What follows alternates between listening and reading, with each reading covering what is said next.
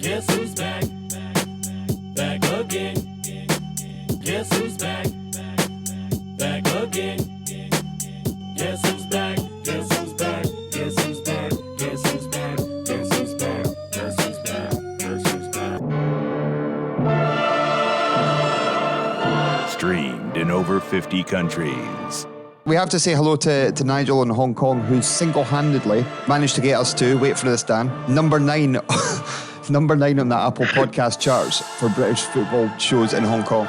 Over 40 guest interviews and counting. We would like to welcome to the St. Johnstone podcast ex-Scotland internationalist and all-round hero Del Boy John O'Neill. It's the Dogger Saints' pleasure to introduce Liam Craig, Michael Dewberry, the St. Johnstone legend Stephen Anderson. How you doing, buddy? You okay? I'm alright, just doing away as usual. Hall of Fame member Nick Dazovic. How you guys doing? Over £3,000 worth of terrible merchandise discussed. But it is a dog waste bag dispenser with a Bournemouth badge on it. Join Sam and Dan as they chat about the mighty Perth St. Johnstone. Stephen Anderson scores! It's come through to McLean! He has scored! It's at McLean! It's in! It is unbelievable! To Rooney! And what is it about Sean Rooney and cup finals? It's the Dogger Saints Podcast. Hello, everyone. Merry Christmas and a Happy New Year. We are the Dogger Saints podcast, your unofficial St. Johnstone podcast. I'm Sam Miller, and I am joined by the one, the only, it's Daniel Bryan Williams. A very Merry Christmas and a Happy New Year. Let's hope it's a good one, without any fear. Not my words, Miller, the words of Yoko Ono. Indeed it is. You're right. I do enjoy a Christmas song, to be fair. And John Lennon, yeah, most importantly. Did you see the photo of them with, like, John Lennon's massive ass crack? I'm convinced, like, so in Greek mythology, there's this theory that everyone's like half a person, and that's where the soulmate things comes from. So you like spend your time wandering the earth looking for your other half of this whole person. I don't necessarily believe that, but I do believe that John and Yoko were meant to come together to create one normal arse. If you've not seen the he photo, had a massive arse crack. And she had next to fuck all. But anyway, enough about John Lennon's arse crack. There's the title for this week's podcast right from the get-go. We need to thank the fine people at Flonix. They are sponsoring the show for the next little while, so really appreciate Daniel and the team doing that for us. As you will be well aware by now, Flonix offers flexible IT support, professional IT project delivery, and expert IT advice. And Dan's got a lovely song about them, which I'm sure we'll hear at the end of the show. You don't want to peak too soon, Samuel, so we'll wait until the end of the show, but I'd just like to add on my thanks to Dan and everyone at Flonix for, again, supporting this podcast. They've been brilliant to us sort of over the past year or so, and we are delighted to have them back. Absolutely. And what a packed episode we have got to start with. It's big time. It's mega. It's Kajunga. We're coming back, and we're better than ever. You better believe it, baby. Oh, that is enthusiasm that's very much required on a Sunday evening. We have got former St. Johnstone left-back Mark McCulloch. What a guy. Oh, tremendous. I'm so looking forward to everyone hearing from Mark, because it is a treat. It is. And when we were taking the 3 weeks off there, we weren't just sitting twiddling our thumbs, Dan, were we?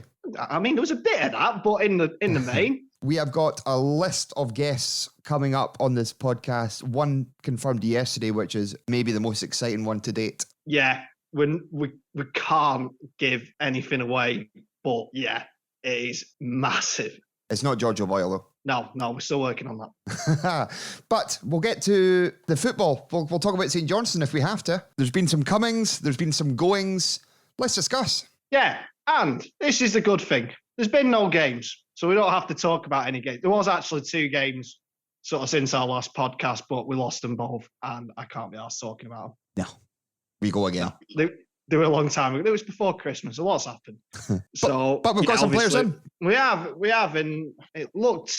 I mean, we all sort of knew it was coming, and it's a lot desperately needed. Obviously, since we last spoke, expected a loss to Celtic on Boxing Day, but before that, made a complete and utter dropped the ball a little bit against County. That was a big game, and yeah, that just didn't go well. But the break obviously got brought forward because the Omicron and the fact we couldn't go to games. So I think a sensible decision was reached, although Rangers fans would disagree, and it was all a conspiracy to do with Celtic not wanting to play. To be fair, I don't doubt that Celtic had that in mind, that they had a load of players injured and wanted to make a few signed half the J League by the looks of it. So see how those guys work out, but I don't really care. Anyway, moving on. Well, we've dipped into the Turkish League and the Irish League. We have. Well, the first signing, we'll get this out of the way. The first signing we made was the permanent transfer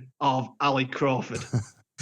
Right. Yeah. I don't think he really, and there's a lot of people that I liked that reacted badly to it. So this isn't me having a go at anyone or being overly personal or anything like that, because I sort of get it, but just cut the lad a bit of slack, because it was obvious he'd read the comments, because he posted something about how he was delighted to be, like, quote tweeted the tweet that all the sort of bad reactions came to. So yeah, look, he's not had a good couple of months. He was obviously, his performance against Celtic was frustrating because he didn't really look to be putting the shift in. And if there's one thing we need, it's players putting a shift in. And to be fair, there is the argument to suggest he's not that sort of player. And maybe that's right. Maybe he is a bit of a luxury player, but it's a luxury we can't afford. And if he isn't that sort of player, then fuck me, he needs to learn pretty quickly to be one, because we're going to need all hands to the pump.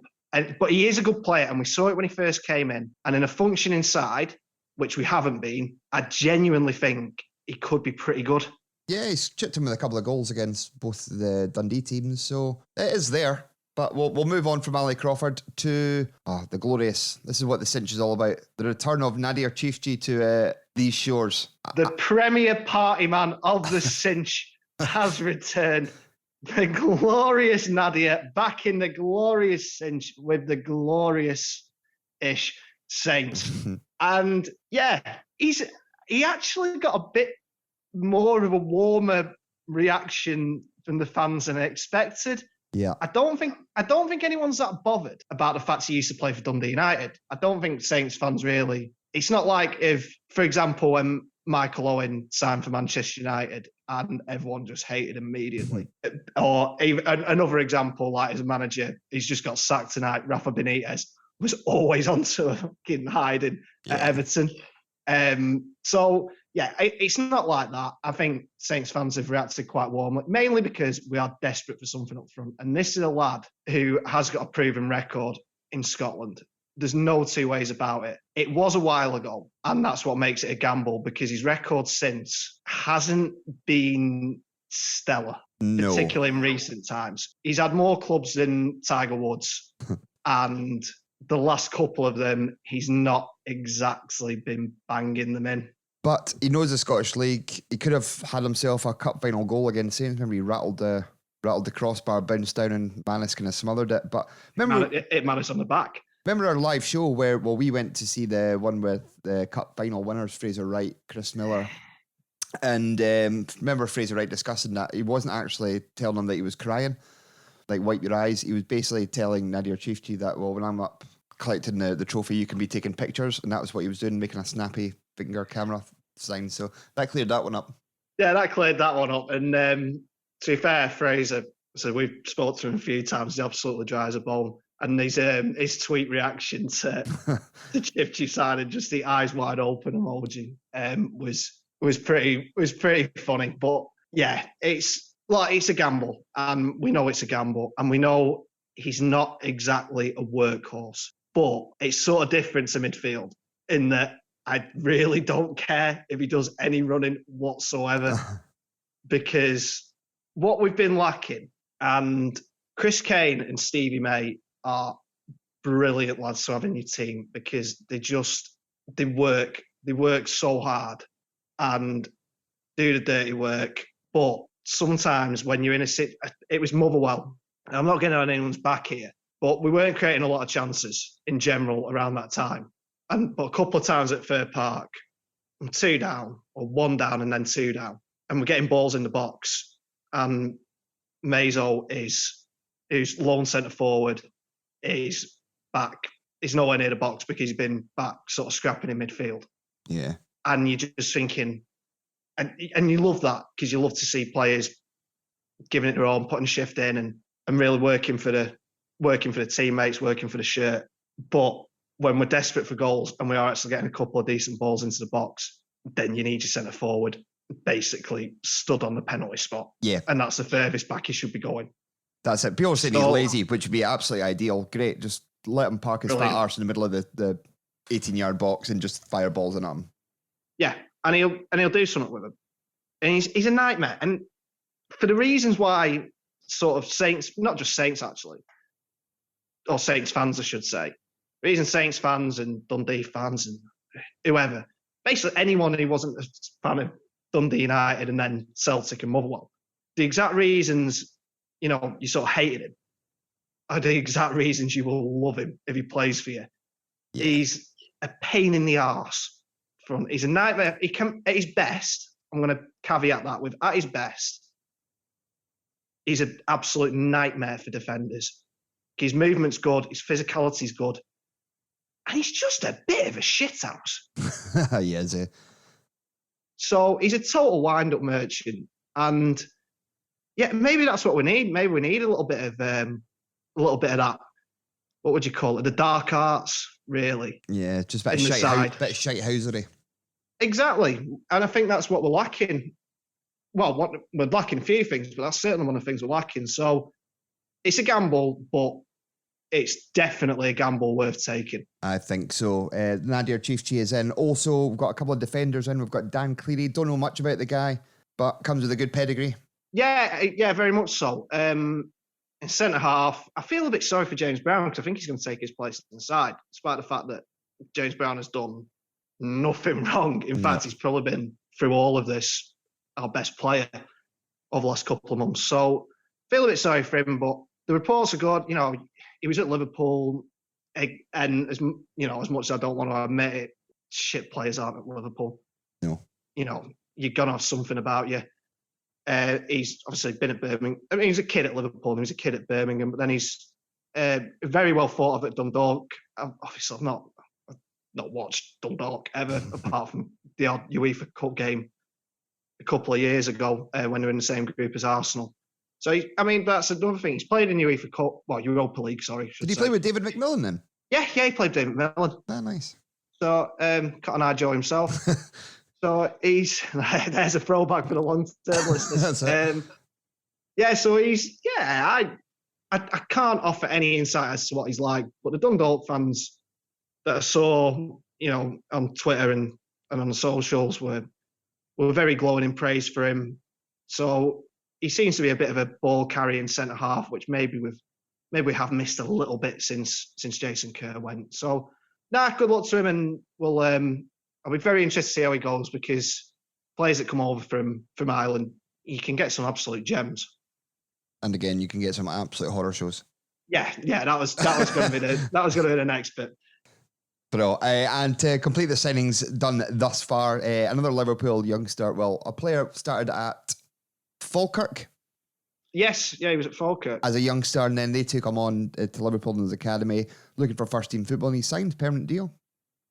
Yeah, and again, Tony Gallagher. A lad I don't know. Tony Gallagher, yeah.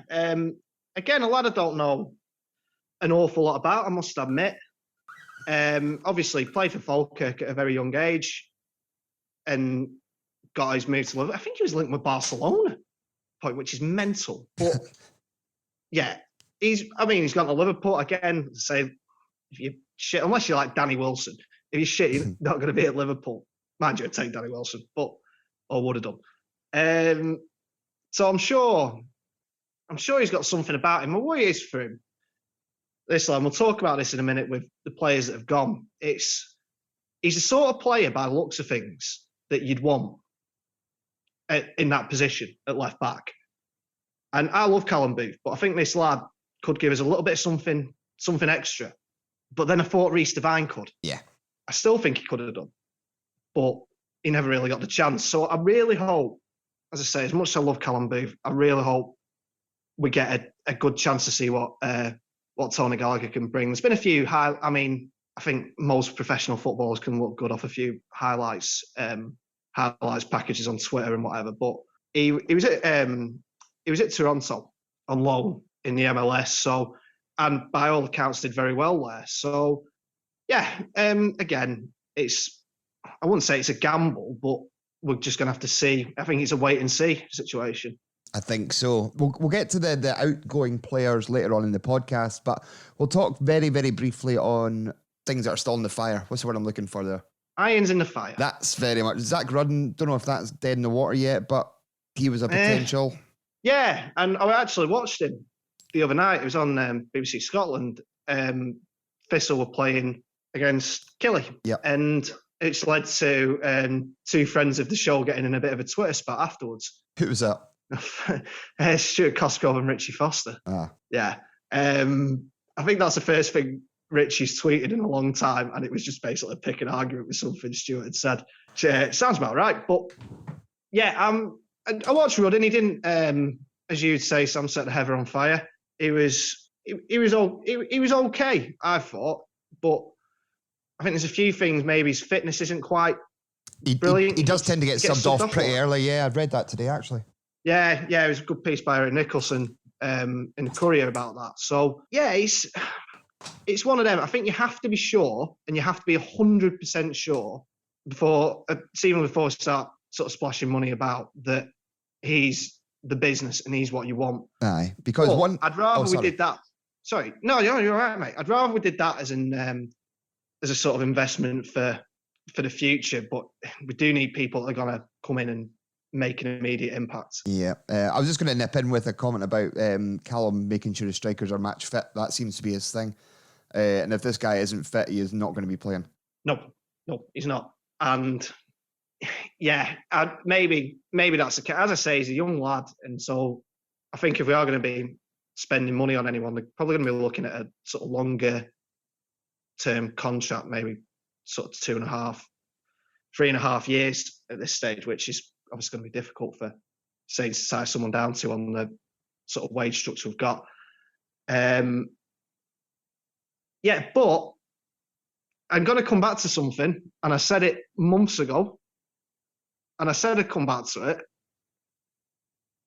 The money will be reinvested in the playing squad. Yeah. And so far, I think, well, Cleary was a free agent. Well, he finished his contract at Dundalk. Chifchi was a free agent. I'm not going to imagine Liverpool asked for a fee for Gallagher, and I don't think Bolton asked for a fee for Crawford. And the couple of signings that have fallen through, like definitely, Liam Shaw was linked. He's got to Motherwell. That was loan. And I think it's still an iron in the fire, but Malka Hallberg from Hibs. I don't think anything's set in stone there, but that would be a loan. So you could maybe understand if fans were getting a little bit restless, but I'm actually willing to sort of say, I think I said at the time, maybe the summer's the better. You can't always get what you want in January. You can't get exactly what you want. No, because everybody's wanting the same thing. Yeah. And yeah, so maybe there's a view to just sort of half getting what's necessary in January to keep us up, and then, or to at least do the best to keep us up. And then there's some also with players, because some players might be looking at Saints at the minute and thinking, I don't really want to be playing Championship football next year. No. And that is, and I'm not saying because as I've said before, I don't think we're going to go down. But players will look and think, well, right, well, they're at the bottom of the table. Do I really want to be doing that? So yeah, I'll be interested to see how the rest of the window goes. But yeah, we will wait with intrigue, I think. With bated breath. Robbie Dees was another one. There was maybe a bit of cash getting thrown at him, but we'll see what happens with that. Let's move on. Let's move on to a fun feature. How about that? Oh, I enjoy a fun feature, Sam. This one's a competition. It's Wendy Who.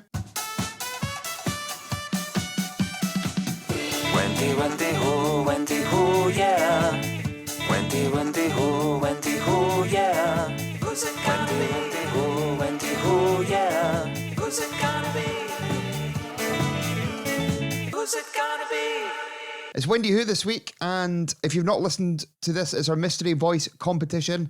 This is the mystery voice. Hi, and I'm the Dog of Saints mystery voice. Who is it? Who knows? But I tried to contact 3 different people tonight to try and come on, and they've all shot the bed. You joking? No. Come on. Come on. You give us your number. We're going to give you a call. Yeah.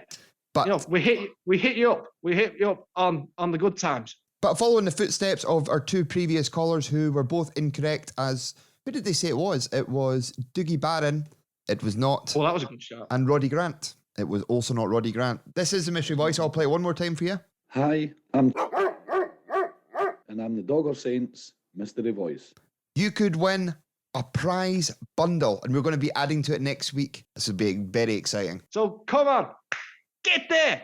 Get your ass in gear and we'll get you sorted. And you could win a prize bundle. Not a prize bungle. He was a character from Rainbow. Certainly not. A prize bundle. A bundle of prizes. Maybe we could throw in a bungle toy. You could do. Which one was Bungle? The big bear. Oh, yeah, that was him. What was the character with a zip across his mouth? Taking the piss. that's all right. Surely not. Surely not. But that is our Wendy Who competition. If you want to get involved, DM us your number. We'll give you a call. We'll get you on air for a wee chat. It's all pre-recorded and edited. No need to be scared. We're your pals. We're quite nice sometimes. Sometimes. But what I will do this week is tell you who it is not. So we can add another name to the list. Because one of the people we try to get on actually told us a suggestion who they thought it was, and I can confirm it is not Steve Brown. No, he's not the chairman. Will we give a clue? Yes. We love the 90s. Oh, we do love the 90s. And that's the clue. Yeah, there's your clue. Yeah. So we'll leave it at That's your that. lot. That's all you're getting just now. But if you want to take part, as I say, get us in touch on Twitter, Facebook, Instagram. If you've got our mobile number, just please text us, and we will get you on to take part in the competition. But should we do another feature, Dan? I've missed these. Oh, I'd love to do a feature. How about this? What's the shop? Club shop of shame. What's the shop? Club shop of shame. Say what's the shop? Club shop of shame. What's the shop? Shame. The Club Shop of Shame, where you send us your rubbish merchandise and we will discuss it on the show. This week is an absolute doozy.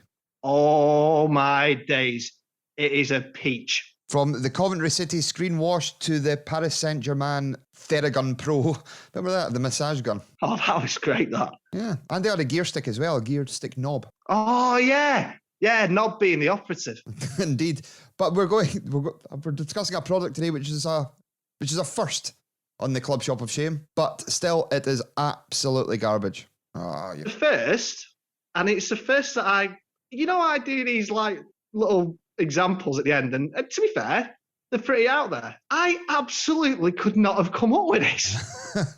There's not a chance I could have come up with this. No, it's brilliant. Go on, tell the world. Right, I described it as a peach. It's actually more of a strawberry, or if you will, a strawberry. Ladies and gentlemen, boys and girls, I present to you the Rangers FC licensed products, Strawberry Ferguson e-liquid. It is it's strawberry flavoured vape liquid that they've called Strawberry Ferguson. It's amazing. Right, I've got so many ways to go on this. I don't know where to start. Right. So obviously, a quick description from that. I mean, it's pretty self-explanatory. Description: strawberry flavoured e-liquid from Rangers FC, created with the finest quality, fully traceable ingredients, made right here in our facility in Edinburgh, UK. Oh, I'm glad to know that it's not the Edinburgh in Swaziland. I mean, Rangers were always good for this sort of shit. In fact, we had Rangers on the last one. Oh, the ring. With that goal with the ring, yeah. This is totally like the other end of this. This is a totally different reason, though. Rangers are always good for this sort of nonsense. So I can't speak. Right, I need to start.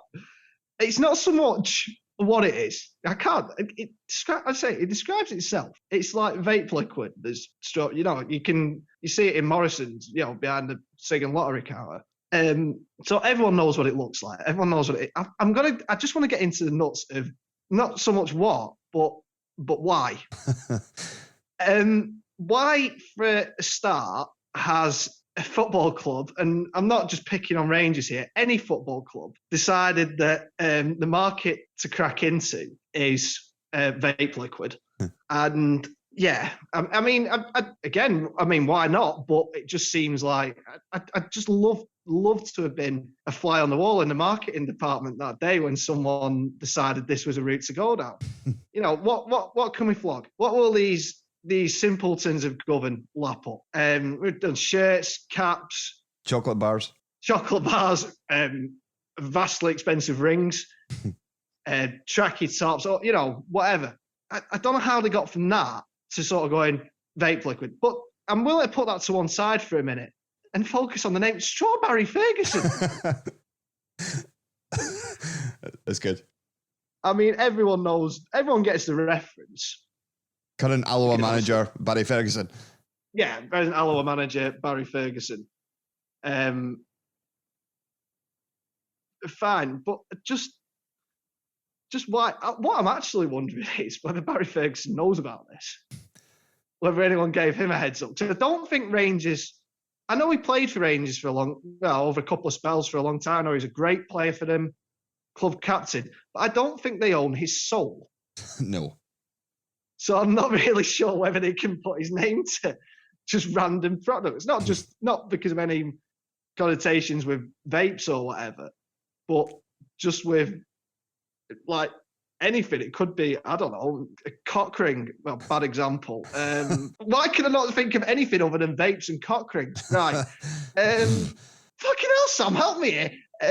No, I'm just enjoying watching you squirm here. This is incredible. Wine gums. Barry Ferguson wine gums. Good. It could have been anything. But I don't think they own his soul. So I don't think they can just put his name to random products. But strawberry sweets. Strawberry Ferguson sweets. Right, there we go. Done. Got there in the end.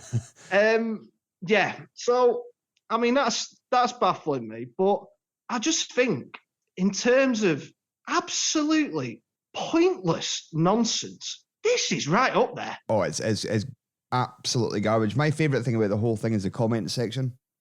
Have you seen that? Hold on. Yes, there's two. Right. There's two reviews, both 5-star. So this one comes from, I don't know if I say this person's, I don't know if I give names. Fuck it, they're not going to be listening. This is from Danielle Hill, right? This is collected by a trust pilot, right? 5 stars, exact same as a strawberry, just brought for the brand name. That pretty much explains basically everything we have on Club Shop of Shame. Yeah, absolutely. Rangers are probably one of the biggest culprits for slapping a badge on anything, and this sums it up wholeheartedly. And why not? Because when you get comments like that, and comments from Robert Hunter, 5 stars. Which is amazing. It's my favourite comment on anything ever. Yeah, I'm with you on that, buddy. Best comment on anything ever. Simply the best. Better than all the rest. Well said, Robert. Well done. But the best thing is it's sold out. It's sold out, yeah, I was getting to that. I don't know how much vape liquid costs, but apparently it's $1.99 for a 10 litre, what do you call it, a little bottle. Free for $4.99. I mean, you can see, the more you buy, the more you save. I don't see how you wouldn't want to get more. So, yeah, so they managed to... Hold on. Right, so in the sold out things, 1 for $1.99, 3 for $4.99, 5 for $7.99, 10 for $14.99, 20 for $27.99, 1 for $2.99. I thought it was $1.99. Well, no, but then they've got another option where you get 1 for $2.99. That's not a good deal. Oh, come on. Right, so if Saints were going to be releasing their own vape fragrances, what names could we go with? This is like the return of the theme team. Nick Dasovic's Vapor Rub flavour. Nice. Banana Nigel Hasselbank. Very good. Well, I mean, good enough. Zan Dirty Big Kebab Clark. Wow, you were never quite good at the theme team here. Oh no, I was awful, and I'm absolutely, the winter break hasn't solved that. Certainly not. But we can both agree that this product is absolutely shite. Oh, dreadful. Good. Funny, very funny, but dreadful. We'd have to thank Dylan Stewart for sending this one in and bringing it to our attention this week. It's class and exactly right up our street. Terrible. It's exactly what we need, and we need more of this content. I'd say, actually, because I've no idea how much a vape liquid costs, so I'm assuming that's not overpriced. Judging by the Trustpilot comments, it's of high quality for what it is. But for absolute, complete and utter pointlessness, It's up there. oh, it's up there. Strawberry In fact- Ferguson, Rangers branded vape oil. Incredible. And it goes. Oh, you better believe it goes. And it will be behind the counter. Indeed, it in will the be. club shop. Like Dylan, if you want to send something in to us, you can through a variety of different means. And I know one man who can tell you just how to do that very thing. It's Daniel. Well, Sam, I need to tell you, before we get to the means of sending stuff in, I think you might need an example. Oh. Just the one.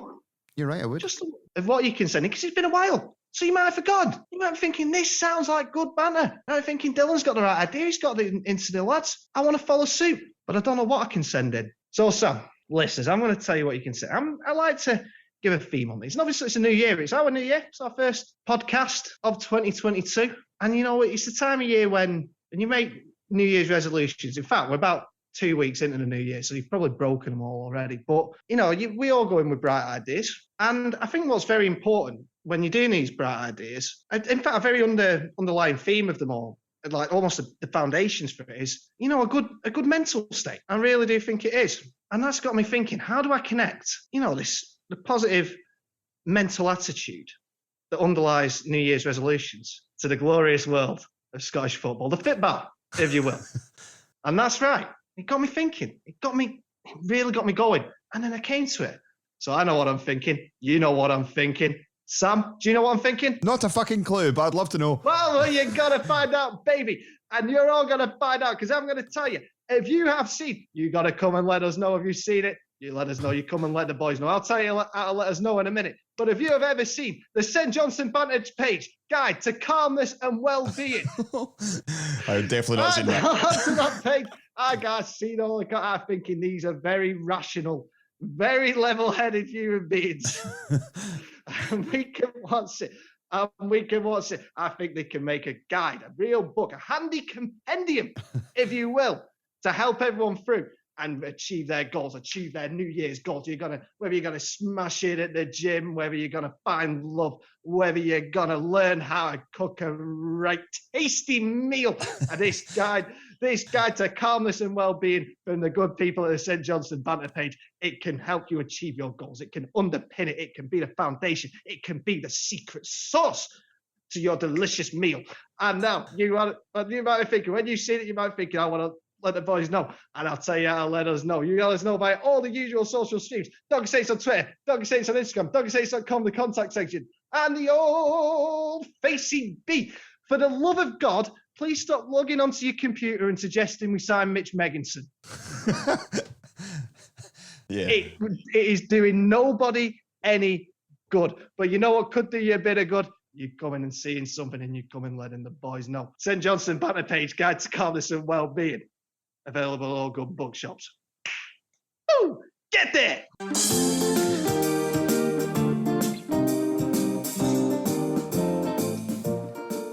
The St. Johnson Banter page. It never. It's the best source of entertainment on the internet. It is, and I know I make jokes about it a lot. Well, it's low-hanging fruit, innit? But I'm to anyone who might be getting a little bit think I'm taking the piss. Well, I am, but it's all done in good fun. Everyone's got an opinion, and they all stink, especially mine. Indeed. That theme tune only means one thing, Dan. Oh, baby, I've missed it. Giorgio Boy on the Royal. Where have you seen St. Johnson players out and about? What have they been doing? And this week is an absolute belter. It is tremendous. Absolutely fantastic. So this has been very kindly sent in to us by Nathan Bartlett or Bathan Nartlet, if you will, on the Twitter. If you prefer. If you prefer. Anyway, Nathan says to us, he goes, starts off, so Martin Hardy in the dance tent at Tea in the Park 2013 in his Greenock Morton tracky top like the Techno Viking. Brilliant. I Great don't think that needs much more explaining, but I think we should go into it a little bit more, I feel. Yeah, I feel we should. So, friend of the show, Martin Hardy. I'm just enjoying Techno Viking, but Nathan goes on, genuinely true. Him and Sung Myung Boy for them just finished a game and headed to Tea in the Park. I'm assuming 2013. That was still when Ballado. Ballado. Yeah, I'm literally just Googling that now. And the headliners that week were Mumford and Sons, Rihanna, and the Killers. I like the Riri element of it, but Jason Status, the script, Stereophonics, Calvin Harris, Kraftwerk, David Guetta, Emily Sandé, Paloma Faith, Jake Bugg, Twin Atlantic. Anyway, decent lineup. In the words of Reno Gattuso, sometimes it may be good, sometimes it may be shit. Anyway, Nathan concludes. He said, I can't mind much myself yet because you're at tea in the park. In the slam tent. Yeah, in the slam tent. That is genuinely what happens. He said he was a bit like, Hardy, you legend. He said he was a bit reluctant, but the young guy was more for boasting that he just finished the game. He's unknown, don't know if he achieved greatness. Who the other player is. We will try and find out. I think we can get in touch with Martin Hardy and ask the question, I think. Yeah, I reckon Martin would tell us. I'm not sure of anyone from Morton who of that era who went on to achieve greatness. Dougie Imrie, was he there maybe at the time? Chris Miller would have been away. I can't think who would be there. But young guy, he would have been, I don't know. You know, he shat himself at school. Who did? Dougie Imrie. No, I didn't know that. How do you know this? An unnamed friend of mine was at school with him and he shat his pants. Good. Yeah. There we go. Anyway. But so they were both in their Morton tracksuits, giving it large in the slam tent at Tina Park, Martin Hardy. I mean, that's, to be fair, that's the kind, this is what I love, particularly about football up here. There's still that element of sort of Sunday league going straight out after the game and ending up in a nightclub still in your shin pads. The only person I think in English football big time who would probably do that would be Vardy. Vardy would. Sounds like Grealish should do it as well, to be fair. Yeah. He's a bit of a shambles. Foden, nah, he's too cool he likes for that. A party. Yeah, he'd have to get showered first, and that's for wimps. Showering it is for wimps. But a great spot, Martin Hardy at Tina Park. Have you ever seen a St Johnstone play at Tina Park? Let us know. Yeah, I mean, it's more than likely to have happened. So that's a tremendous spot. That's what we want more of. Sainties at festivals. Yes. And T's the most likely one, admittedly.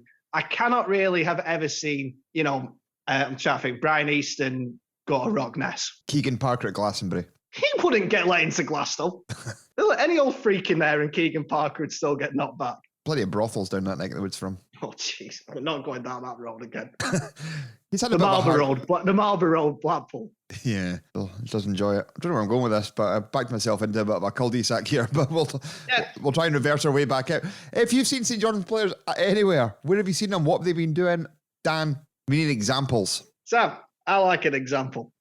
Not the fella who did love kickstarts again. I could very much take or leave him. I like examples of where you guys, I like to give examples of where you guys have seen the Sainties because it whets your appetite, gets you going for letting us know where you've seen the Sainties. And I like that more than anything. And so I'm going to give you a couple of examples just to get you right in the mood for letting the boys know. And then I'm going to tell you how to let us know at the end of it. But this week, Sam, I've been thinking about the movies, the talkies, the flicks, if you will. Indeed. I know. Films. Yeah. And we know it's very popular at the minute. Superhero films. Yeah, that. And yeah. But reboots. Yes. Rebooted versions of films. And then they redo it. I got really, I'm going off on a tangent here, but I was seeing the other day they're doing a reboot of Memento. In my head, Memento came out like last year. Yeah, that's not an old film. Yeah, that's not an old film. It's weird as well. Anyway. I watched a film with Jennifer Lopez in it, a horror film where she went in the head of The Cell, it was called. Have you seen that? No, it's good. No. All right. So that's my input. No, it wasn't. Thank you very much, Barry Norman. Yeah. But anyway, I'm going to give you examples just to get you going of Sainties and the cinema. So if you've ever seen it, I think this has happened. You might have seen it. It might be out there. If you've seen it, come and let us know. Have you ever seen former Saints midfielder Tommy Lovenkrantz? Good. The Danish dynamite Tommy Lovenkrantz tried to cajole his less illustrious footballing brother Peter into taking on the roles of Ronnie and Reggie Craig, as played by Spandau Ballet's Gary and Martin Kemp in a gritty Danish remake of the 1990 film The Craigs.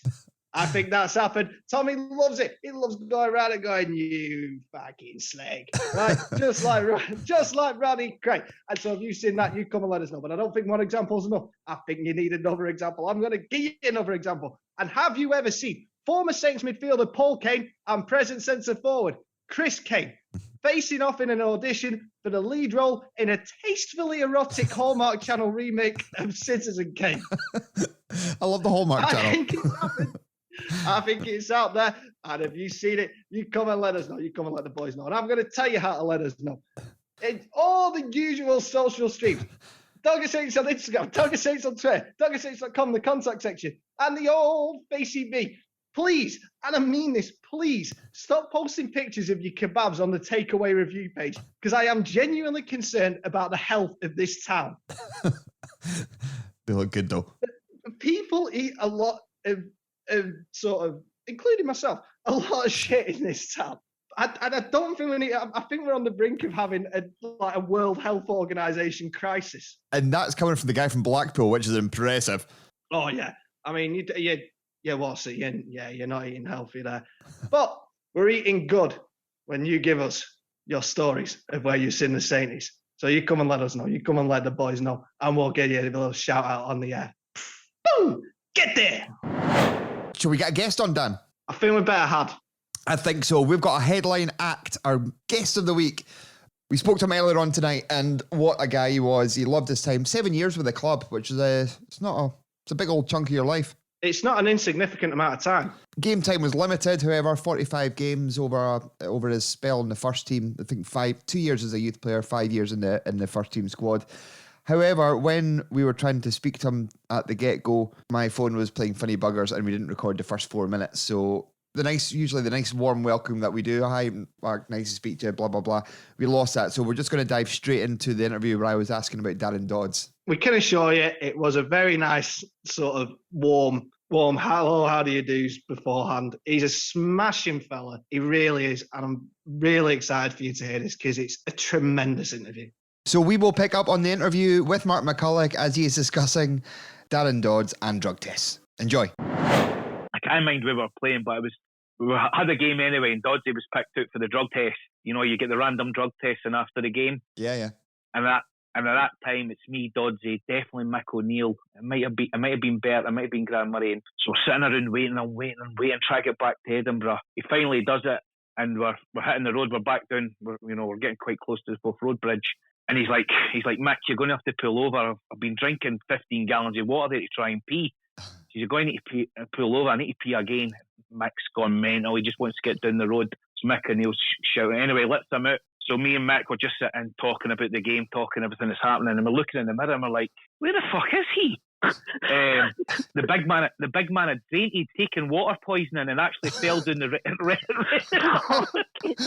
There's fucking 3 years on a Saints gear down this hill trying to lift him back up into the smoker.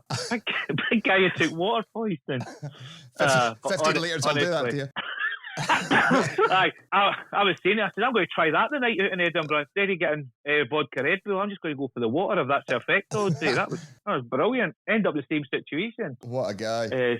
Honestly, but genuinely, guys, and the thing is about Doddsy, right? You know, he was quite he knew about his limited ability. He knew what to do. But see, as a pro in the gym, exercise, he was doing all the stuff that you see people do now. He was doing that 20 odd years ago. Aye. So pre-game, post-game, you know, the way he conditioned himself, and that's why he had such a good career. You know, he's not going to be an Alan Kernigan. He's not going to hit 70 yards with his left foot, 70 yards with his right foot. You know, he was good at what he was good at, but he looked after himself so well. And I say, to top it off, what a guy. Such a gentleman. Nice. Yeah, I've not heard anybody say any kind of bad words against Darren Dodds. They've all said the same thing, just a big gentle giant of a guy and easy to rip the piss out of. Oh, he was funny. And see, the Inverness one at Biscuits was telling you, like Bobo talks about, you know, this is all 20 odd years ago, but as soon as you start hearing the stories, it all comes flashing back to you. Streams of tears coming down my face. I was there that night in Inverness. I think it was a testimonial we were up there for. Oh, it was so funny. Brilliant. Did he never get involved in any of the holidays? Apparently there's a few boys' holidays to Ayanapa. No, so we were obviously the young school. Do you know what I mean? Compared to Doddsy got involved. Doddsy and that, they kind of got, the good as they got was the Newcastle away. You know, if it was like the international break, they would tail in enjoying that. But once we got to the kind of Ayanapas, which was the summers, Ayanapa, Magaluf, Carvos, God, we did it all. That was more. Do you remember the boy Davy McClune? Yeah. Davy McClune, Ross David McClure, Ross Forsyth, wee Keegan Parker, myself and Kieran, and then we had another group of mates in Edinburgh. My best mate actually was a guy called, well, still is a guy, called Scott Bannerman. Okay.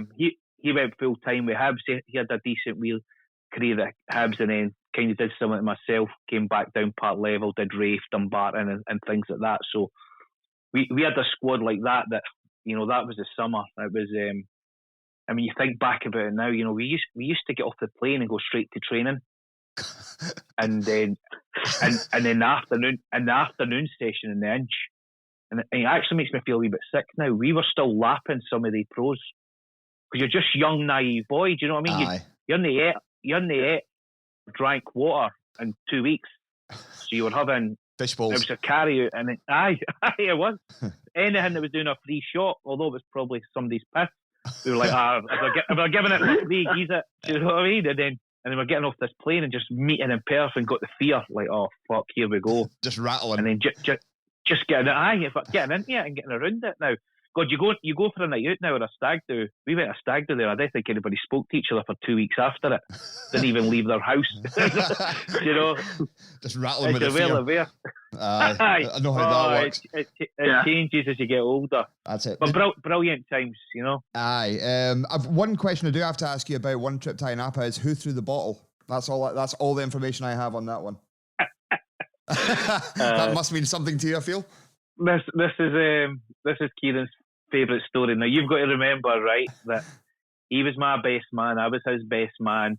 We've lived together in 3 different cities and 3 different times. You know, that bond we made to 14-year-old playing for Alistair Stevenson. And this is his story that he wants to tell everybody. So we were in Inapa, right? And we're just, if you've probably been there, it's like between pubs is a bit called the Square, and you can go to left and right. I lived in Inapa for 5 years. Oh, did you? I was based. I was in RAF, and I was based out there. Right. I was a 5-minute drive from Inapa, which was pretty handy, decent in the summer, but during the winter months from October to about April, it was just even the McDonald's shut, so there was nothing happening. But Nissy Beach on a Monday. That was the time. We lived the dream on that beach, and then in that square at night. But we were, as you imagine, the heat of summer for us. So it was the middle of June, pre-season, really, really busy, and there's like groups starting to kick off. Like everyone's about, you can tell there's a fight going to start. We're not really involved. Yeah. There's 10 or 12 Scottish ones there, but we're there enough to see what's going on. And I just go into the bush, right? I'm doing a pee and I'm in the bush, and I just see this Budweiser bottle. So I pull my trousers down, pull my shorts down, and I put this Budweiser in between my cheeks, and I just reverse out the bush. And I'm like, right, who threw the bottle? and I swear to God, these about 40 English guys looking at each other going, what the fuck's going on here? My group are pissing themselves laughing, and you know what? It just dispersed everything. Everybody just went on their way. Nobody knew what was going on. And Kieran still to this day is his favourite story. And rightly so. Well deserved. Did you not bump into Miguel Sameo over there as well? Was he? Where was that? Was that? Kieran was talking. He said he bumped into. I don't know if you were there, but he said he bumped into Miguel Sameo. He said him and another guy were kind of congratulating each other on how tight their shorts were. Whether that's true or not. Mate, do you know what? I think you're right. That's as bad that I don't remember. I've quite got a good memory for things like that. But we did, we bumped into wee Miguel, and I still speak to Miguel now, obviously via Facebook and stuff like that. Check in with him. But so I know, and again going back to Kieran's one, Kieran forgets to mention that he was desperate to get in with the Spice Boys. do you know he was fucking desperate. So you remember there was at that stage there's Kano, Biscuits, Kearney, Roddy. There was a group that were proper old school. Right. And then there was up and coming superstars, weren't there? So there was Danny, Fizzy, Nathan, you know, and Kano and Biscuits had went for, right, let's go and get a McDonald's and a pint after the game. Today boys were going for lattes and coffees and stuff like that. So there's always these wee separations with it. And it was taken brilliantly. But Kieran got into the Spice Boys very, very quick. So him and, don't get me wrong, me and Nathan got on brilliantly together. Before Fizzy left, he was brilliant to me. But, you know, they always had that wee cliquey group, if you like. Aye. They were away in and doing stuff like that, so they'd always kept a bit closer. But listen, Miguel's brilliant. You can see him. He's still. Have you had him on yet? No. No. We've been speaking back and forward. He's due to come on in the next couple of weeks, actually. Because you can just still see his love for the club and the love for his time of game, which which is probably a recurring theme with all especially the 90s, kind of going into early 2000 boys. Why is that? What is it about St Johnstone that people enjoyed their time there? Do you know what, Dan? I think what happens when you get a club at St Johnstone, right? Everybody understands they're never going to become millionaires, or, you know, they can never be bigger than the club. And what tends to happen, and what I've seen, something that I inherited in my career, obviously at different levels, I took it with me, is the players around you made you be humble. If you go back to the very start, for me, you know, Sloop and Luggy were proper old school that you can only imagine. Would never probably survive in the game now because of the way that they managed and the way that they did things, they got things out of people. But you also had a dressing room like that. Mm-hmm. So as long as you gave everything, we were never going to win every game, but as long as you gave everything and made yourself feel part of it, and it looks like, I know obviously the boys are going through a tough time right now, but it looks like that's kind of continued throughout the years, that people were humble enough to come and be appreciative. Think about that little community. That's what they're, a community club, you know? Yeah. And I think everybody, well, you always get the odd one, but 90% of the people that signed up for that journey you were made to. You know, you didn't get a choice when you went in that changing room with that group of people, and it followed suit. I was waiting to say, yeah. So I'm sorry, can I just jump in, mate? Of course you can, Dan. Yeah, just a quick one for you, Mark. And it's something I've now started asking sort of everyone of your era, because Jim Weir described them as bad cop and bad cop. Who was scarier, Luggy or Sloop? Do you know what, Dan? And listen, this is, bearing in mind I'm a 16-year-old kid, right? So I only ever seen one side of Luggy, and that you were basically never good enough. He always was going to find something better, and it was his way. And do you know the only time you knew you'd done something good, Luggy wouldn't speak to you. Okay. Yeah. So that's when you were a young boy and Luggy decided not to speak to you after the game or after the session, it probably means you done all right. So his whole thing was drilling in what could have been done better. You should be better. This is what you need to do. This is your opportunity. Whereas Sloop was very, very similar. But at the same time, Sloop could pull you to the side and go, by the way, that was fucking brilliant. Or by the way, see what you're doing there. Keep doing that. And think, you know, Sloop had me almost had Callum mentoring me as soon as I walked into the club. And I never knew Callum for Adam at the time. As far as I was concerned, you know, we had this super clever student who decided, I might play football. I'm not sure what I'm going to do. I'm going to be a doctor. I'm going to be a golfer. I might just go and play whatever I want to do. Do you know? He literally was that guy. I tell you one thing though, just jumping off. So, sorry, let me ask that question, Dan. Sloop was harder, but he gave you more back. And Luggy was just at that different level where the old boys respected him, and that was for that very reason. You know, if that makes sense. But I remember, I don't know if you remember this, right, but years and years and years ago, and this is dead random, but there was a gay couple that were on EastEnders. Now I'll never remember them, right? But Callum always got told that he looked like one of them. I'm googling it as we speak. yeah, surely, and I'm talking. So it was in that era. So you go EastEnders gay couple in the late 90s or whatever it was, and that's not even going to be the worst thing on my search engine, to be fair. I know how to delete it. It's absolutely fine. It's already in your favourites, you mean? next to squatting midgets, right? But I'm sure his name is Simon. I could be completely wrong here, right? But we went to that bar one night, and I'm lucky I've even turned 18. I'm having try to be part of it. And Biscuits and Kane, again, the same squad. Go and tell him he's a double of that gay guy at EastEnders. Because I just go up and I just say, like, Simon, can I get your autograph? I tell you what, did Callum not pick me up with both hands and nearly pin me right through a wall? I was like, fucking this guy is an absolute beer.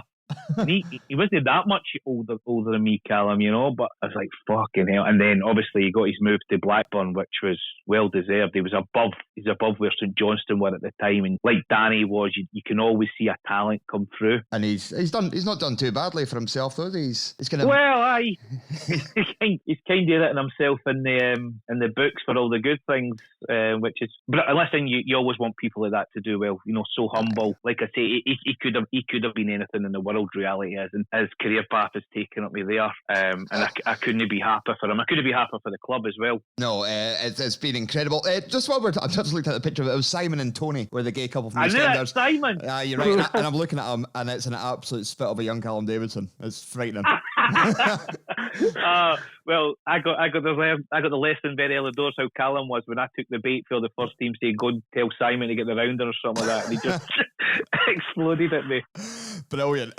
Speaking of managers, how was Sandy Clark in comparison? Because we've heard of ranges vastly on who we speak to. So obviously, I've got a lot of affection to Sandy Clark. He gave me my debut. He gave me my first proper first team contract. You know, he made me feel 10 feet tall at the right time, and then brought me down back to earth at the right time. So I had a lot of time for Sandy. I think he got in a position which must have been so hard, because we could have finished third that year with no disrespect, but Arthur Henderson and Alistair could have took the team. Yeah. You know what I mean? There was that much momentum. There was that much going on that we were pretty unstoppable. If you remember in that scene as well, I don't know if you boys will remember this. That was the exact same season that I captained. I think they called it the reserves or the youths. Like we get to play 3 older players. That's right. Yeah. And so we won the first ever kind of SPL reserve league at that as well. So on the day of the Dundee game, it was me and I was a captain, and it was me and all the boys that paraded around the pitch with the trophy in front of 10,000 at half time, saying, so we were like unstoppable at youths. The reserves were, unplayable, and then to finish third in the Premier League. And then, so Sandy obviously rode that wave and done well. Mm-hmm. So I had a lot of time for him. I think my personal opinion, when you look back at these things now, he was maybe a bit too loyal to the boys that were losing their legs, or losing, some of the boys that had maybe done it the year before, but were getting a bit closer. And when he had the chance to freshen it up, he maybe didn't take that chance. Mm-hmm. But as a guy, and I know Jim has been on here now that he mentioned his wife Liz, my first 6 months with Sandy here, I was actually his babysitter. Okay. Because he brought his. Do you remember his boy? Well, we all heard his son Nicky now. Yeah. Aye, Nicky was practically a baby. And he used to come up with Liz Saturday. He used to name the squad and go, Marco, you're on the squad. Go and take Nicky and do some training with him. And I get fucked outside and get told to keep me up age with a 6-year-old. But he's done all bad for himself either, and that's all down to you, Mark. Who'd have knew? Well, hopefully I taught him how to use his left foot, if nothing else. But so listen, I had a lot of time for Sandy, and I know it's probably something we'll cover at another stage. But when I was had my driving and car incident, mm-hmm. he was one of the first people to have my back and say, "Listen, look at the bigger picture here. That could have sent me in a completely different direction if St Johnstone didn't have the right people around me and give me the right back." And so I'll be ever grateful to him and the club for that as well. Yeah, absolutely. And you came out the other side of that one. We'll touch on you went over to Ireland, which obviously it's in the Scottish leagues. We get a lot of players coming in this direction, but not many going the opposite way. How was your time over there? Loved it, absolutely loved it. So again through an ex-Saints connection, big Stuart Malcolm. Yeah, aye. I think he racked up a total of 1 first team appearance and elbowed my Yalby in the face and got sent off about 30 minutes into it. What a guy! Bless it. So me and Big Malky were always close. That if you think about the era that we came in, me, Malky, Kieran, Charlie King, Gordon Brown, and then you had the ones just above us, so Robbo, Stuart McCluskey. So we always had that type of group. Mm-hmm. And Big Malky out of nowhere phoned me. He's like, he'd been over, and he's like, I've got a chance for us both to go and sign for Shelbourne. And I was like, mate, where the fuck is that? I was like, what's happening? And then he mentioned Dublin. And I was like, right, let's go. Sold. Let's do that. That sounds like a plan. He's like, do you know what you know about money or that? I was like, no. If you tell me we're in, let's go. We went over, I met this manager, Dermot. Can't mind his second name, but mad as a brush. But you actually look at the history of Shelbourne. What a club. They're massive. What a club. And I arrived at the stadium and it was almost like a wee mini McDiarmid, probably 5,000, but stands and the history. When I arrived there, my second game, we played like a full Leeds United team in a pre-season because they played summer football. Okay. So I was like, but they were first division. But really enjoyed it. I got freedom to go and play. Different class in terms of the book to hotel on the Thursday night. We trained, played on a Friday night, went out in Dublin the Friday night and got the red eye home every Saturday morning. So it was basically me and Big Malky would get about 400 euros in our hand, cash in hand, play the game, get the money right after the game, go out in Dublin, and then come home with the money on the Saturday morning. And we're like, we're not doing this for the money. No, You know? not at all. Absolutely living the dream. That was one class. season with them, and that was one season with Galway. Was that right? That's right, yeah. And then obviously I'd obviously turned a few heads over there and got a chance to play with Galway in the Premier League, and that was brilliant. Absolutely loved that. So I was a kind of an up and coming club, and when they got me over there, they'd their own training facility, so 3 pitches, all grass pitches, their own chef, their own gym. They were really going for it. And a funny story about the Galway one. Have you ever watched the film Rogue Trader? It's a film with Ewan McGregor, and it's about basically the Barons Bank, where they take Ewan McGregor plays the guy Nick Leeson, yeah? Nick Leeson, yeah. That was my chairman at Galway. So I fly in on this wee propeller plane, Edinburgh to Galway, land, and this boy's here, and it's like 11 o'clock at night, and he's still wearing a cap and shades and a blacked out Range Rover. Oh, wow. And I'm like, okay, this is not what I was expecting. I've heard about some of the stuff that goes on in Ireland, but it wasn't what I was expecting. So he turns me up. He's very kind of one-word answer. He's like, your house will be ready for 3 days. You're going to have to stay with me for these couple of days. You'll be staying in this part, blah, blah, blah. And I'm like, listen, Nick, thanks so much. I appreciate it. So I'm in, and right away, there's a really good, you know what the Irish are like. They're different class. A really good bunch of boys. But every now and then they're saying to me, oh, you're staying at Nick's. How much money did you find under the mattress? Have you checked this? And I'm just laughing. I'm like, it's a rich guy. He's turned up in a Range Rover. He's got another white Range Rover outside. And sure enough, I got to about the Wednesday, and one of the boys pulls me and he goes, you don't actually have a clue what they're talking about, do you? And I'm like, nope, not a clue. And he's like, that's Nick Leeson. That's the guy that basically went to jail for 500 million at the Barons Bank. And I was like, fucking hell. I never even put two and two together. So, he wasn't a good man to negotiate contracts with. That's at least you know the Range Rover you were travelling would have been bulletproof, though. Well, I would imagine so, mate. Well, bearing in mind, this is a guy that was in he was in jail in China and got diagnosed with cancer and days to live. He got signed off by a Chinese doctor. And then once he arrived in Galway, he was one of 850 million to 1 chance that he actually full recovery. And yeah, what a stroke of luck that is, that man. Honestly. And then sorry. Oh, you go, Dan. I was going to say, give him his due. At least he kept a low profile. Oh, mate, all right. He kept under the radar with his Range Rover and everything was in his wife's name.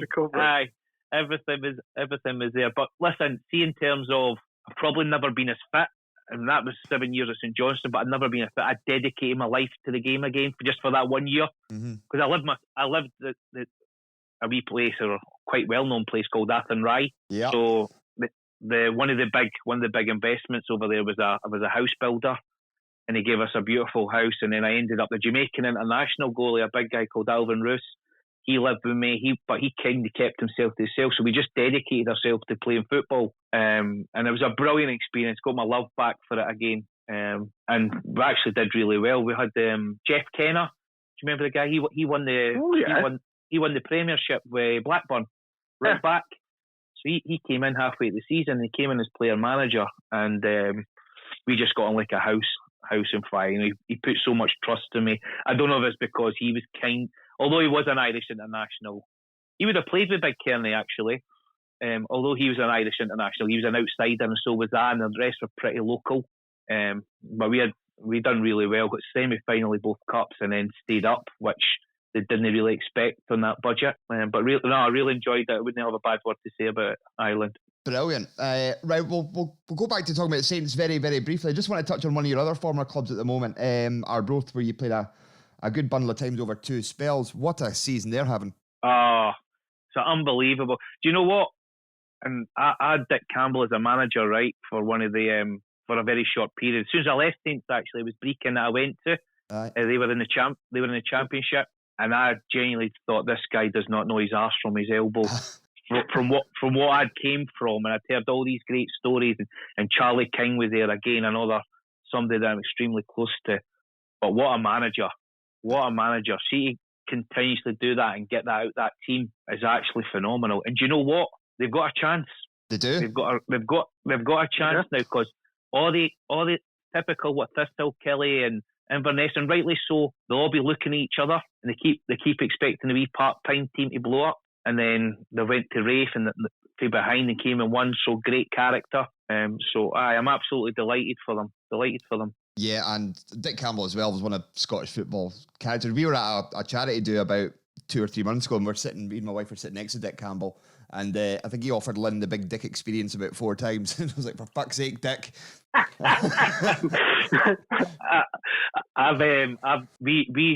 When we were at Still in Albion, obviously I was player assistant manager there. Yeah. And he done it after dinner speaking, and I got a great catch up with him. I done the UEFA B with Pink, his brother. Uh-huh. So I've always had quite a good relationship with him. But see for talking and speaking and things like that, you can listen to the guy all day. I got a brilliant story for him. So as I say to you, right, I just signed for them. There was a couple of other clubs, and I thought, right, I'm going to stay. At least it's only kind of the championships. And Johnstone were obviously still League One, I think it was called at the time. So I was staying in and around it. But what he'd done was, because they'd got up to that level, he'd signed about 30 players. So he brought in some experience, Ali Mitchell, Paul Dees, Kevin, like old school, and he brought in some young boys as well. But the changing room, honestly, you could have put 2 teams. First game, we're at Brecon at the Hedge, and we're playing Falkirk, and he comes in, and it's fucking, he's got the effing and blind in, get the sleeves up and get their overalls on. Nobody's coming to our house to take money, and he's rallying, it's a hoorah, and he goes, and this is my starting team, and he gives out the starting 11, and there's another 18 boys there going, well, what the fuck do we do? Are any of us getting stripped? Are we going to have subs? And somebody shouts to him, Gaffer, are you going to name the subs? And he comes, oh, aye, give me that. And he just grabs a bit of paper out of the Pink's hand. And he goes, the subs will be Sharp, McMenamin, Hull, Mackett. He was reading out the Falkirk team sheet. He just shouted. And by the way, I'm fucking 3 months out of 7 years at the Saints, 7 years full time. And I'm like, what the fuck is going on here? He doesn't even know he's in squad. So, that was my very short kind of playing experience under Dick. But as a talker and as a guy, I could see why people would go to war for him. He can make you feel anything and do anything you want. Yeah, he's one of Scottish football's good guys. We'll finish up very quickly. Just talking about Saints. How do you think we'll get on the second half of the season? We're notoriously slow starters. But do you think Callum, or Simon, if you want to call him, will get them out of trouble? Listen, we've got to give him every faith, haven't we? What he's done, and there's been changes, and obviously losing big players at big time. But you're always a victim of your success. That's it. And when we went on and had that double win-in season and performing so well for where he'd taken it, of course the players become in the short window, and we've seen that with the boy that went to Preston and the boy that went to Wigan and some of the other boys that moved on. It looks like there's going to be reinforcements in January. He's been given some money and trust, and I think he'll spend that wisely. There's been some good acquisitions so far, I think, coming in. So I'm sure they're going to roll up the sleeves and deliver. Well, fingers crossed all round. Mark, Raymond McCulloch, it's been an absolute pleasure having you on. As I was informed, much appreciated. I was informed to call you by your full title. He likes to drop in a little mond every now and then. And when I'll let you get this one as well, because it's talking about the Saints and how everything always happens. So I'm Mark Raymond McCulloch. I don't hide it, after my father Raymond. Raymond, my dad was actually Twaddle's gaffer at Roland Decorators. Oh, okay, right. So I was listening to Twadd's one there, and he's talking about the painting and decorating, and I go, like, oh, that was always my world. I couldn't get away from it. Even when I joined, he's like, oh, your old man's my old gaffer. I'm like, fucking hell. Such a small world. Do you know fancy doing a bit of painting and decorating? Mate, listen, my wife will tell you very clearly. And this is a true story. My tools right now are in the shed in a Lidl's bag. a Sharpie and a tape measure. Get me in front of a computer, let me do a business plan, let me give you a strategy. I can do all that, but get me DIY, absolutely not. Not for you. Well, a bloody mighty fine defender you were, though, Mark. It's been an absolute pleasure having you on, and hopefully we'll speak to you again very, very soon. Superb, guys. All the best. What a guy. Thanks, mate. Cheers, buddy. See you later. Take care. Cheers. Bye-bye. Bye. Bye. Flonix offers flexible IT support, professional IT project delivery and expert IT advice. Our head office is based in Perth, but with offices in Edinburgh, Manchester and London, we service most areas within the UK. We can support any size of company, and we excel in delivering fast, reliable and accountable service to our clients. We take a flexible approach to IT, which is determined by our client's business needs. We can operate as the client's IT department or add to an existing IT resource within the company. Our people are highly trained professionals who have the expertise to access, repair and maintain any PC, server, network or Apple Mac system. Check out flonix.co.uk for all the details. What a lovely guy. He's absolutely tremendous. I mean, a genuinely lovely fella. We missed all of it at the start when we were just genuinely chatting. He's asking how you doing and really generous with his time. Nice fella, and I tell you what, he has some great stories. Yeah, what a guy. Everybody will remember him. He was a great left back. I thoroughly enjoyed him, but he did play the spell with Saints when we were kind of at our lowest ebb, I would say, over the last maybe 30 odd years. Yeah, and I mean, that can happen. But I mean, as we touched upon in the interview, he went away and had a great time elsewhere. Was an absolute stalwart at Arbroath. I think he ended up club captain there. Yeah. Had a great time over in Ireland. I mean, it comes to something when your chairman is Nick Leeson and you end up staying with him. I mean, what an experience that must have been. So, a great lad. I'm so grateful for his time and for being, for basically just being really funny. Yeah, brilliant guest. And as we said at the top of the show, we have got some absolutely cracking guests coming up. Yeah, I mean, we don't want to give too much away because we quite like giving the odd surprise. But yeah, just sort of stick with us on these because they are going to be very, very good. Very good, including former players, European goal scorers, managers, chairmen, the lot. Oops, I've given too much away, but no, it's one guest in particular we're very, very, very excited about, and hopefully that'll be coming up sooner rather than later. So carry on, stick with us, stick with your pals. Go and stick with the boys. I'm excited about all the guests. I really am. But yeah, one guest in particular, one potential guest in particular. Yes, which will be very, very exciting. Because it's not a guest. They're not a guest until it's done. Well, this is true. Everybody's a friend we just haven't met yet, Dan. Frengers. Not quite friends, not quite strangers. What word? Frengers. Frengers. Yeah. Never heard that. I can't. Because I've already got this reputation in some circles as being a bit offbeat and being a bit no, and being a bit sort of a hipster.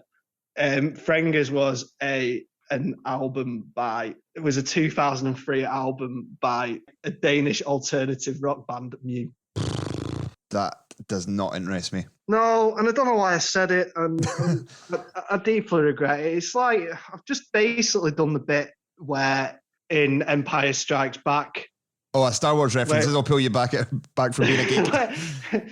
Where he goes into the forest with Yoda, and Luke goes into the forest with Yoda, and he sees he sees himself in Darth Vader, and it basically just stops the whole movie dead in its tracks. And now that I've stopped the podcast dead in its tracks. So with that, I would like to thank you for your patronage over the last 45 episodes and announce my retirement from the Dog and Saints podcast.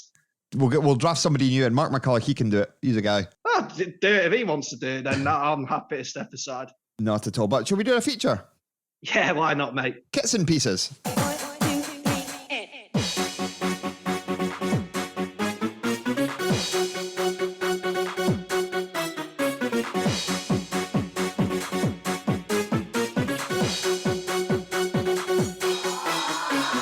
Jingle that is.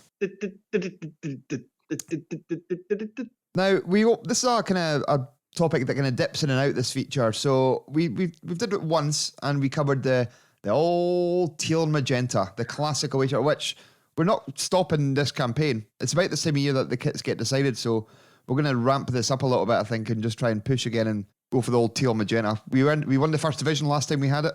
Could be the same again next season. Yeah. What a throwback that'll be. We're going. That's it. Saints have just gone all in on the banter. But yeah, if you thought we were a bit of a pain in the backside when it came to teal and magenta, so between March and May last year, you ain't seen nothing yet. Absolutely not. It's getting ramped up no end. But we're going to discuss another wacky away kit, which we are. Yeah. So this was from 1990. Which has kind of been a bit of a rehash this season. It's the red and white stripy one with been described as one of the top 5 worst football sponsors ever in Britain. Yeah, but it's good because it's funny. What were Bonner? They were a plastic company, I think. I think they provided a lot of the seats and stuff for McDiarmid, I think. I think that was part of the deal, or the AstroTurf, I think, maybe. I think that was probably part of the gig. They'll get it if they get the sponsorship. But yeah, a red and white away kit for Saints. They did previously have a red and white kind of half kit going into the last season at McDiarmid, but it's... Muirton, sorry, beg your pardon, I'm all over the place today. But yeah, it's came back this season. I like it. I hate it. This season's one. I don't hate it. No, I'm going back on that because that was very strong, and I'm sorry. I just got very emotional. I dislike it a lot. It's not that I dislike it as a kit. I've seen the red and white half one, and that is a totally different kettle of fish because I think that's brilliant. I wish they brought that back. But it looks like somebody's home shirt and not ours, and it doesn't. I just can't go for red and white stripes as an away kit, and I just can't get my head around the fact it's an away kit, and it bothers me. And this is my issue, not anyone else's. But actually, then when we're wearing it, it looks great. Yeah, the shorts are brilliant. Like they've got the badge on the side as well in a darker kind of maroon coloured red. I like it. Like the Boner one again, as I say, it's slightly different because it goes through different shades of red. But having Boner in the front of your top is an absolute disaster. But football shirts change over time. Do you think they'll ever go back to being baggy again? Because if they kind of go through, they went tight in the early 90s, and then they went kind of ridiculously baggy by the end of the 90s. And the shorts kind of went the opposite as well. They kind of got bigger and baggier, really long. Yeah, and then we might have hit this. We might hit the sweet spot on football kits. You know what it'll come down to? Ultimately, it's going to end up coming down to because this was never the case when sort of you and I started watching football, and presumably a lot of our listeners, and well, some of our listeners watching football, nobody ever thought about how atop breathability and stuff like that, and sort of how it, because I do sort of think it's a lot of guff, but how it affects your performance. But actually then in terms of, there is something in it because of running gear and all that. I don't know whether baggy shirts will come back because I think players are just moan. Yeah. I think it's going to stop shirt pulling. Yeah. Well, I mean, and that's why a lot of shirt pulls these days are heroic, i.e. Giorgio Chiellini on Bukayo Saka. Bukayo Saka. Right, there we go. Come on then. Bukayo Saka. Yeah, I mean, that was just remarkable. I reckon a baggy top would come. I reckon it'd look the business. But I think it'd be handy as well because teams are more likely to pull your shirt and you'd get more penalties if they had something to pull onto. This is it. This is why we need, in time for VAR coming up here, bring it back. But yeah, it goes through. Imagine giving Michael O'Halloran a baggy shirt. You wouldn't like it. The bloke sends his shirts to the tailors to get them tightened. I don't know. I think this should be our next campaign. We'll tie it in. Bring back teal and magenta and make it baggy. Oh, now we're talking. Even if I got like a 4XL top now, it's still pretty, it's not massive. It's not like a tent. And do you remember those? Because I don't really buy that many football shirts now. The last one I bought was the Cup Final one, special edition one. And it's sort of like big enough, but it's quite clingy. It is clingy. I don't know what it's made out of, but it hugs your curves. So, yeah. Not ideal for the modern football fan. Bring back baggy for the chunkier man. There we go. Well, you do that. You get like football kits kind of come into kind of things now. You get the replica kit and you get the match kind of kit, which is literally a spray-on one and costs like 140 odd quid. Yeah, so I think, yeah. Well, that's what it always is. It's replica, isn't it? So I reckon we can afford a little bit of leeway in replica. I don't know who'd want to spend 100 and odd quid on a match. What do they call it? Match issue. Yeah, match issue. Yeah, that's it. But well, there we go. That's our chat on kits this week. We bring back baggy, a new campaign. What did we actually start out with though? On this set, it was the red and white striped kit, and you basically just said you didn't like it, and then we just moved on. It's not that I don't like it. I don't know, because there's so many teams sort of down south who have red and white stripes. But most of them have not got black shorts though. I think that's why I quite like it when they're wearing the away kit this season. I think the red shorts are banging with it. Yeah. I don't know, and I don't think I ever will know. It keeps me awake at night. I can't lie to you.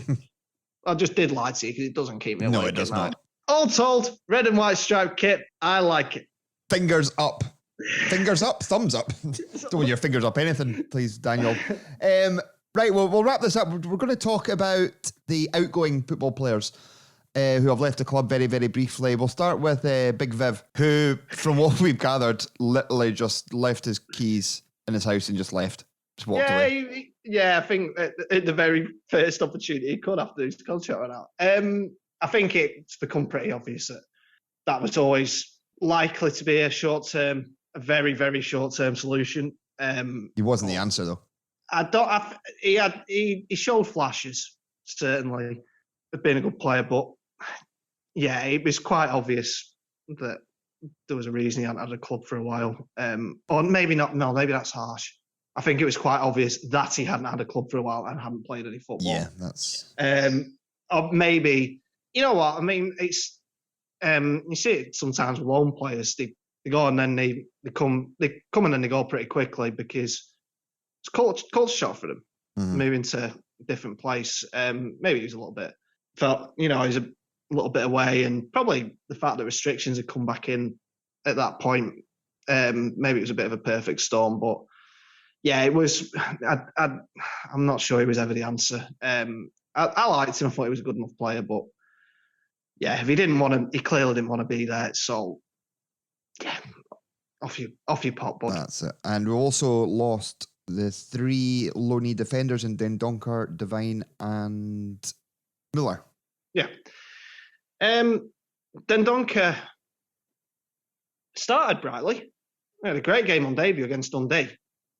I think his lack of experience became painfully obvious as time went on, though. And maybe a worrying trend, really. Maybe he lost a little bit of confidence.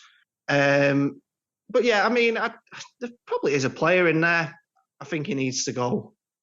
Probably needs to go away again because he's not going to get games with Brighton. I don't know what he's going to do, but I quite liked him. He seemed a decent enough lad and had a couple of good games. It went downhill pretty quickly, but yeah, good luck to the lad. The other 2, I feel a lot more sorry for. I felt Devine. I'll come on to Muller in a minute. Basically, just because he was the last to leave, so for some sort of satisfying order of things. Devine, I think he was criminally underused. I really do, and I hope it's not a. I hope maybe it's a little bit different for Tony Gallagher. I actually think if Gallagher hadn't been lined up as a permanent signing, I actually think Devine would still be here. Yeah. I thought he looked good at the start of the season, looked like he had a lot to offer. Obviously, Callum Booth's first choice left back and he was injured at the start of the season. So, yeah, I mean, it's natural that he came in, but things weren't necessarily going well and he still wasn't getting a chance. Played at Ibrox. And actually now looks like he played at Ibrox as cannon fodder, which is frustrating, but I actually thought he was our best player that night. And then a couple of days later at Fair Park, he's back on the bench. And you probably felt the writing was on the wall there. Mm-hmm. Muller, again, I thought he looked good. Played a fair bit at the start of the season. Thought he had a lot about him as a footballer. A couple of mistakes.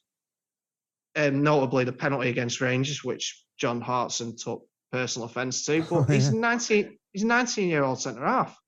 What the hell are you going to expect? And I think there was enough about him. I think there was enough redeeming qualities there for him to be given more than 6 or 7 games or whatever he had.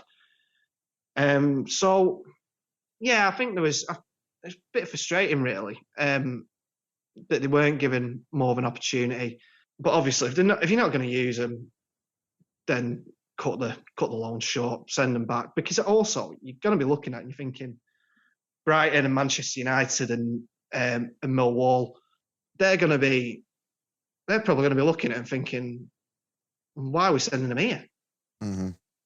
If they're just going to sit on the bench, then that's no use because we sent them out there to get games.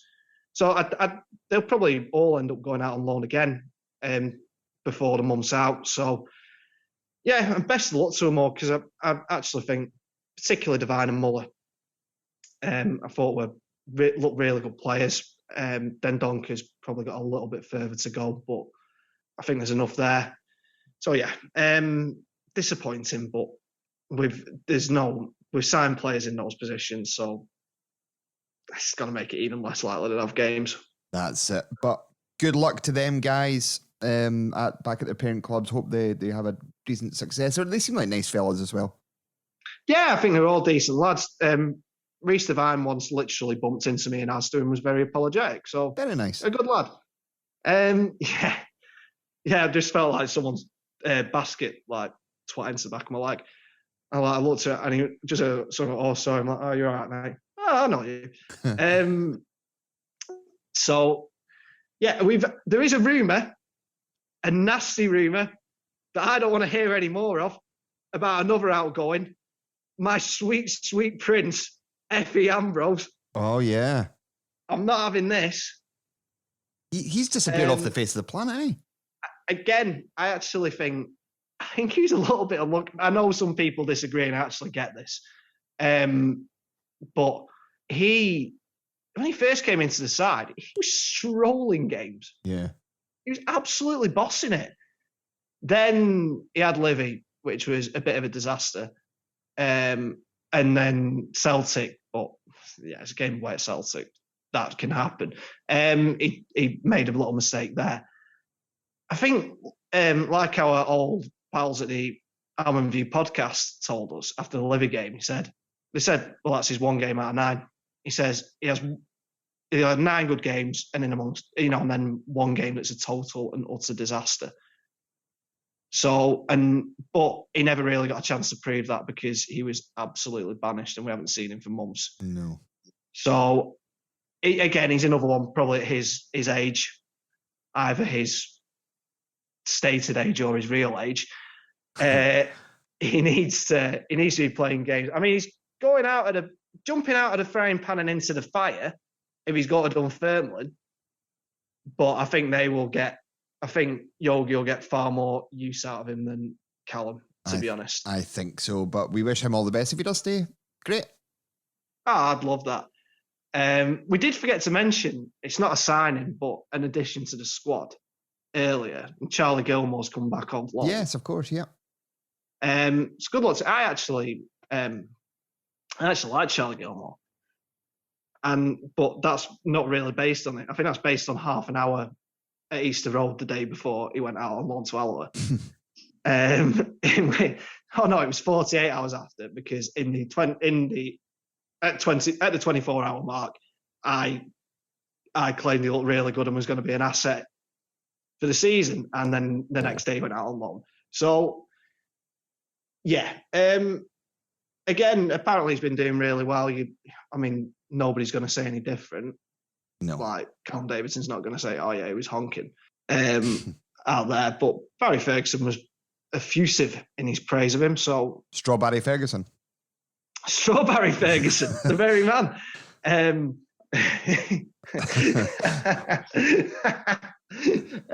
Yeah. So Barry Ferguson was very effusive in his praise. So we'll have to see. I hope that doesn't mean that the search for a midfielder started and ended with Liam Shaw, because I do think we still probably need someone else. I think so, as long as it's not a mad rush on the 31st of January. No, it needs to be. You'd hoping it's been sort of thought out, but we'll wait and see. There's no point in speculating. Certainly not. But we've come. We're back, and we're finished, though. We've finished another episode. We have come to the end of the road. We've got 2 games coming up this week, but we'll talk about them next week once they've happened. We're away at Hearts on Tuesday, which we're going back.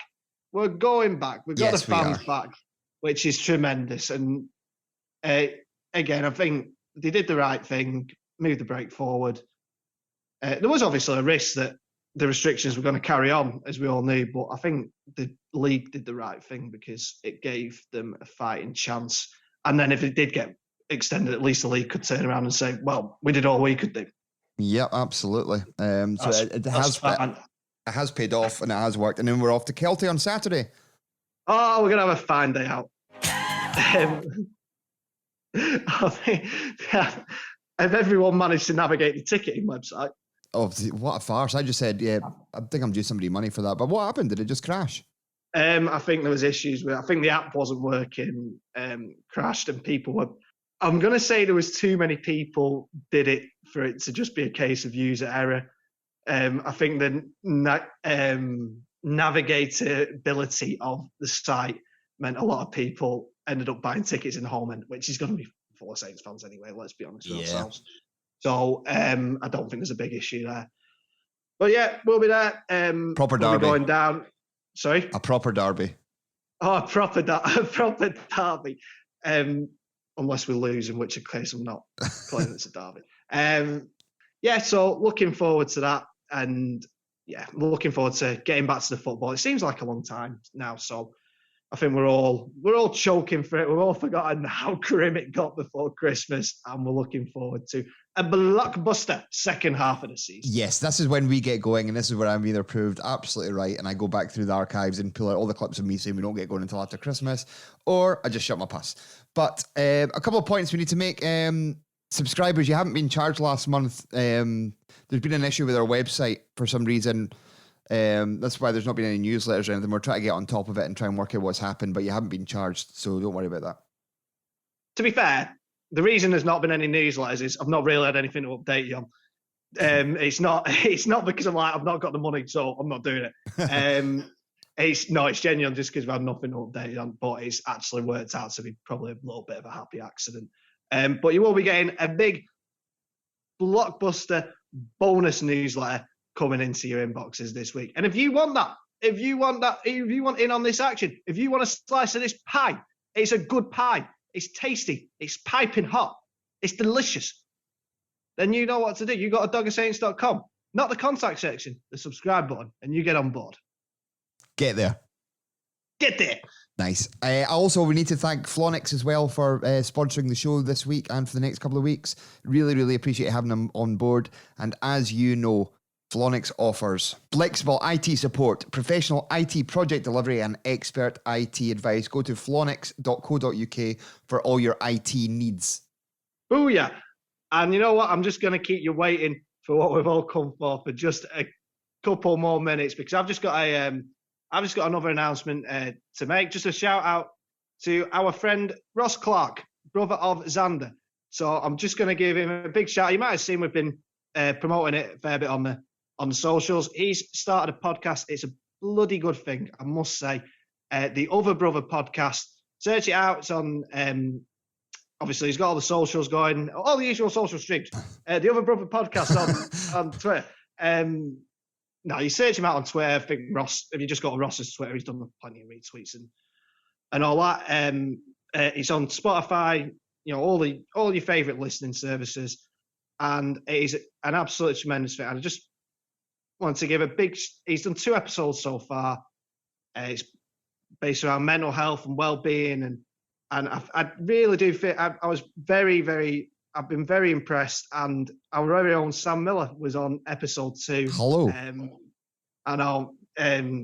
Fucking hell, he had me greeting as well. Sorry, man. So, no, it was I'd really recommend listening, and just a very, very well done to you, mate, because I think that was a wonderful thing to do, and I'm very proud of you and Ross. You. I need to get it out in the public domain. I need the people to know. They need to know. Hashtag damn feelings. It's not something I've really talked about an awful lot. I had loads of lovely messages saying it resonated with them, or they've taken something away from it, or just hope you're okay and stuff like that. I'm absolutely fine, obviously, but going into about mental health and stuff with Ross, it was a great wee chat. Thank you, and thanks everybody that sent me lots of lovely messages, and thanks to you, Dan, for your nice words, and that was very, very sweet. I mean, you're a dick, but you're my dick, and I'm gonna. It was big love there. Good stuff, my man. Thank you very much, and we will see you next week. Do the song, Dan, for fuck's sake. F-L-O-N-I-X. If you can't spell it, Guidi will instead. It's Flonix, and they do IT solutions that I think are nice. So if your IT needs a mend, then Flornix are your friends and they support the doggers with pride. Happy New Year to everyone that isn't Mark Guidi. God bless you all. We'll see you next week. Bye. Bye.